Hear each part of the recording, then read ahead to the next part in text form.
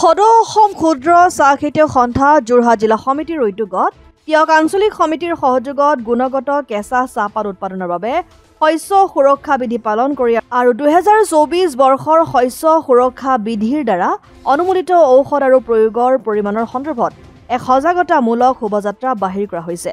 উল্লেখ্য যে অসমৰ 200 বছৰীয়া ঐতিহ্য বহন কৰা তথা অসমৰ অৰ্থনীতিত অধিক অৰিহণা আগবঢ়াই অহা ক্ষুদ্ৰ চাহ খেতিয়ক সন্থাৰ বিভিন্ন সমস্যাৰ ওপৰত বিভিন্ন সময়ত চৰকাৰক অৱগত কৰি আহিছে।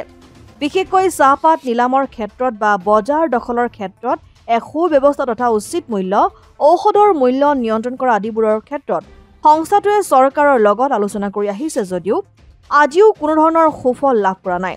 শেহতীয়াকৈ ৰাসায়নিক সাৰ প্ৰয়োগৰ নামত এইসকল ক্ষুদ্ৰ চাহ ব্যৱসায়ীক বৰ্তমান নানা অসুবিধাৰ সৃষ্টি কৰি আহিছে।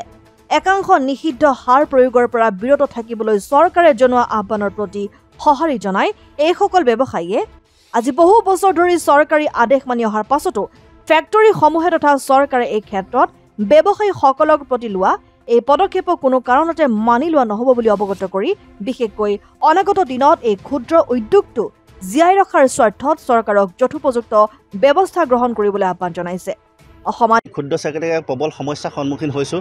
আপোনালোকে ইতিমধ্যে জ্ঞাত হৈছে যে বেন কেমিকেল ব্যৱহাৰ হয় বুলি আমাৰ ক্ষুদ্ৰ চাহ খেতিয়কক বদনাম দি পেলাই বটলি ফেক্টৰীসমূহে চাহপাত নোলোৱাৰ যি ব্যৱস্থা কৰিছে তাৰ প্ৰতিবাদ কল্পে আমি ইতিমধ্যে বিভিন্ন সভা সমিতি কৰিছোঁ আৰু আমি এক এৱাৰনেছ প্ৰগ্ৰেম কৰি আছোঁ আজি বিগত 2 বছৰৰ পৰা। আৰু তাৰ এই এৱাৰনেছৰ এক অংশ হিচাপে আজি সমগ্ৰ যোৰহাট জিলাত আমি মাইক এনাউন্সমেণ্ট আৰু আমাৰ যোৰহাটত থকা প্ৰায় 10,000 কৃষকক আমি লিফলেট বিতৰণৰ জৰিয়তে সজাগতা এক অভিযান আৰম্ভ কৰিছোঁ। যিখিনি বেন কেমিকেল ইতিমধ্যে নিশ্চিত হৈছে সেইখিনি যাতে ব্যৱহাৰ নহয়। আৰু এইখিনিতে এটা কথা যে চৰকাৰে আমাক যিদৰে আমাক পৃষ্ঠপোষকতা ল'ব লাগিছিল লোৱা নাই। আমি বিভিন্ন সময়ত বিভিন্ন সভা সমিতিয়ে আমি প্ৰতিবাদী কাৰ্যসূচীৰে আমি আহ্বান জনাই আহিছোঁ যদিও চৰকাৰে কোনো সদিচ্ছা প্ৰকাশ কৰা নাই।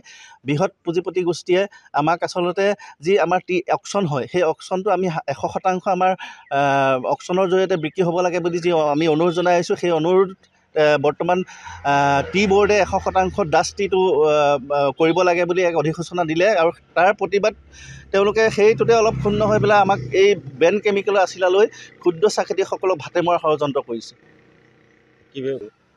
চাওক, যদি 1 তাৰিখৰ পৰা ক্ষুদ্ৰ চাহ খেতিয়কৰ পাত গটলিব কোম্পানীসমূহে গ্ৰহণ নকৰে, ইতিমধ্যে আপোনালোকক জ্ঞাত কৰিব বিচাৰিছোঁ যে ভাৰতবৰ্ষত উৎপাদিত 54% চাহ ক্ষুদ্ৰ চাহ খেতিয়কে উৎপাদন কৰিছে।